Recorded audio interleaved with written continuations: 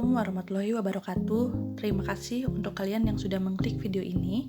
Di video kali ini, aku mau menceritakan kisah-kisah wanita hebat yang bisa berjuang dan mendapatkan kesuksesan mereka yang sangat fantastis. Dulunya, mereka sempat bernasib buruk. Bahkan, ada yang sempat ingin melakukan bunuh diri karena depresi. Siapa sajakah wanita-wanita tersebut dan seperti apa kisahnya? Jangan kemana-mana ya teman-teman. Terus tonton video ini sampai selesai. Tapi sebelum kita lanjut ke ceritanya, tolong bantu aku untuk klik tombol subscribe-nya dulu ya, biar aku semakin semangat nih bikin videonya. Dan jangan lupa juga untuk klik tombol loncengnya, biar kalian gak ketinggalan kalau aku upload video terbaru lainnya. Aku tungguin ya. Oke, terima kasih teman-teman. Sekarang yuk kita lanjut ke ceritanya. 1. Oprah Winfrey. Oprah Winfrey merupakan seorang selebriti dan pengusaha asal Amerika Serikat. Ia termasuk dalam daftar miliarder dunia dengan kekayaan 2,7 miliar US dollar. Oprah Winfrey mulai terkenal sejak menjadi host pada acara The Oprah Winfrey Show.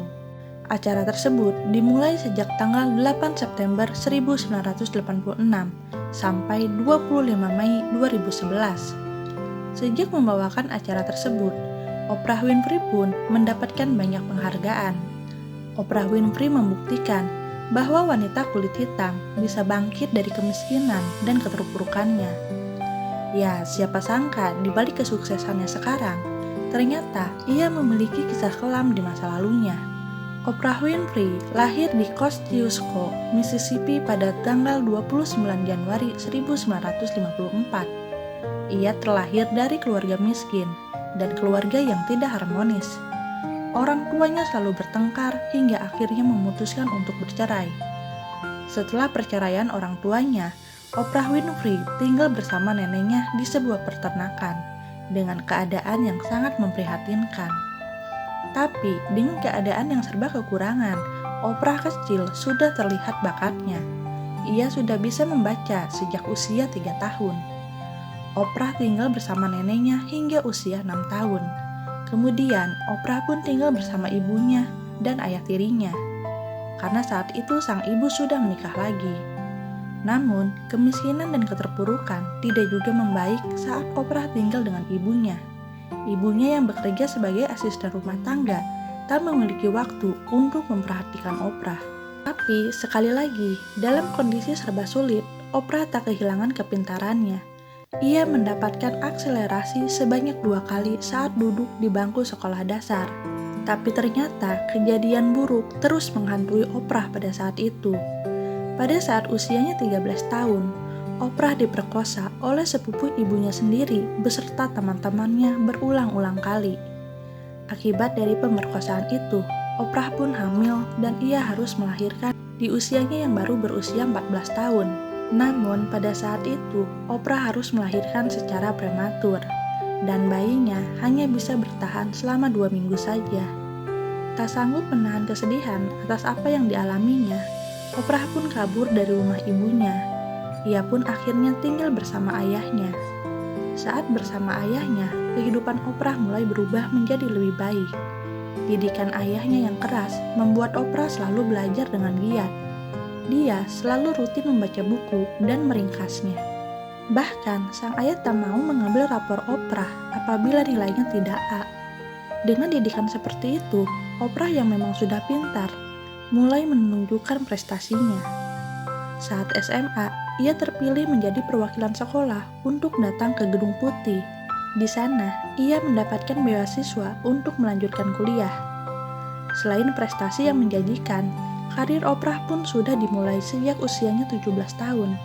Ia mulai menjadi seorang penyiar berita di radio lokal. Kemudian, saat usianya 19 tahun, sebuah stasiun TV meliriknya untuk menjadikannya seorang penyiar berita dan wartawan.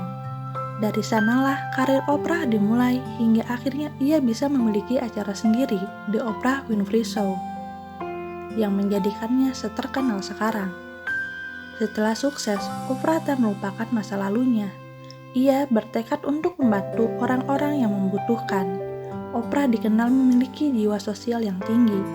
ia banyak menyumbang untuk berbagai yayasan, rumah sakit, sekolah, dan lembaga riset penderita AIDS. Bahkan, ia dan penonton setianya telah mendirikan sekolah untuk anak-anak perempuan di Afrika Selatan. 2. J.K. Rowling. Yang menyukai Harry Potter pasti tahu J.K. Rowling, karena ia memang penulis dari buku tersebut.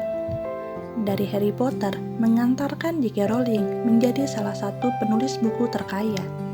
Tercatat, Harry Potter telah terjual 500 juta kopi pada tahun 2018, dan bukunya telah diterjemahkan ke dalam 73 bahasa yang berbeda-beda.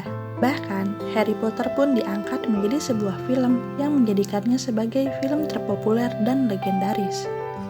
J.K. Rowling pun mendapat banyak penghargaan yang membuatnya semakin dikenal. Bahkan, Forbes mencatat bahwa J.K. Rowling menjadi penulis miliarder pertama di dunia. Namun, kesuksesan yang didapat J.K. Rowling bukanlah hal yang mudah. Ia pernah mengalami kesulitan hingga harus dibiayai oleh pemerintah. Pada tahun 1995, J.K. Rowling pun harus bercerai dengan suaminya, George Arantes. Hal ini menyebabkan J.K. Rowling harus menjadi single parent untuk putrinya yang saat itu masih berusia 2 tahun. J.K. Rowling pun memutuskan untuk tinggal bersama saudara perempuannya, karena pada saat itu J.K. Rowling tidak memiliki pekerjaan. Namun, pada saat itu J.K. Rowling sudah menulis buku Harry Potter walaupun baru beberapa bab. Beberapa tahun kemudian, J.K. Rowling pun bertekad untuk mulai menyelesaikan buku Harry Potter-nya. Saat itu adalah saat-saat terberat dalam hidupnya. Ia pun sempat didiagnosis menderita depresi klinis yang membuatnya sempat berniat untuk bunuh diri. Ketika novel Harry Potter sudah selesai dibuat, J.K. Rowling harus membuat salinannya dari naskah novelnya sebanyak 15 buah. Ia tidak memiliki komputer, dan bahkan ia tidak bisa membayar biaya fotokopi. Mau tidak mau, ia harus mengetik ulang naskahnya menggunakan mesin tik tuanya. Sang adik, Diane Rowling, selalu memberinya semangat. Pada saat itu, J.K. Rowling dan adiknya pun mengirimkan naskah Harry Potter ke beberapa penerbit. Namun sayangnya, naskah Harry Potter saat itu mendapat tanggapan buruk hingga mereka ditolak oleh 12 penerbit. Sampai ketika naskah Harry Potter sampai di tangan Christopher Little yang merupakan agen literatur sastra yang cukup terkenal. Christopher yang tertarik dengan naskah Harry Potter pun akhirnya memutuskan untuk mempromosikannya. Hingga akhirnya J.K. Rowling pun mendapat penerbit pertamanya yang bernama Bloomsbury dari London. Dari sanalah perubahan hidup J.K. Rowling semakin lebih baik. Pada Juli tahun 2000, Harry Potter seri keempat berhasil menjadi buku terlaris dalam sejarah. Kepopuleran Harry Potter pun membuat sebuah perusahaan film yang bernama Warner Bros. Tertarik untuk menjadikan sebuah film. Hingga film pertama dari novel pertama Harry Potter pun dirilis pada tahun 2001. Film ini pun mendapat antusias yang sangat luar biasa. Perjuangan J.K. Rowling ini pun mengantarkannya pada kesuksesan.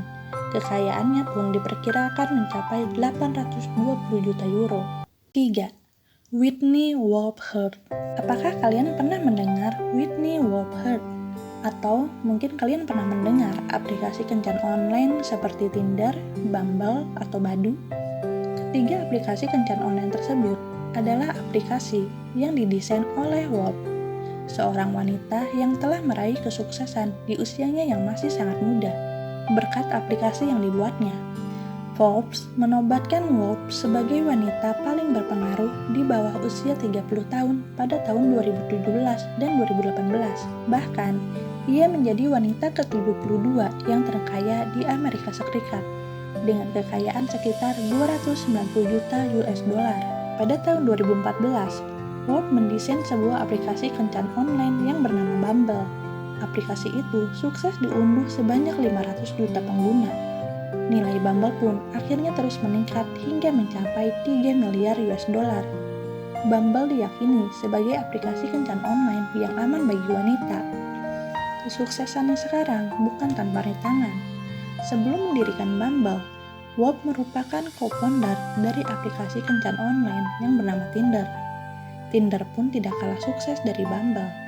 Hanya saja, terjadi sebuah perlakuan yang tidak menyenangkan saat ia bekerja di Tinder. Ia mendapatkan pelecehan seksual dari atasannya yang saat itu memang menjadi kekasihnya. Belajar dari situ, Wo pun bertekad untuk membantu para wanita menemukan pasangannya yang sesuai dengan kriterianya dan dapat memperlakukan para wanita secara baik. Wo pun memutuskan untuk keluar dari Tinder, kemudian mendirikan Bumble. Ia berhasil membuktikan bahwa ia bisa bangkit dari keterpurukannya dan dapat berdiri di atas kakinya sendiri.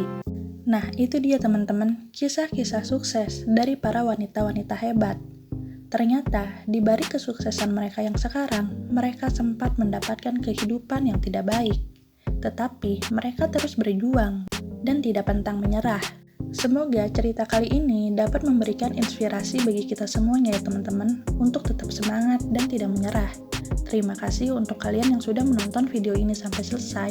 Tolong klik tombol like dan share-nya kalau kalian suka sama video ini. Assalamualaikum warahmatullahi wabarakatuh.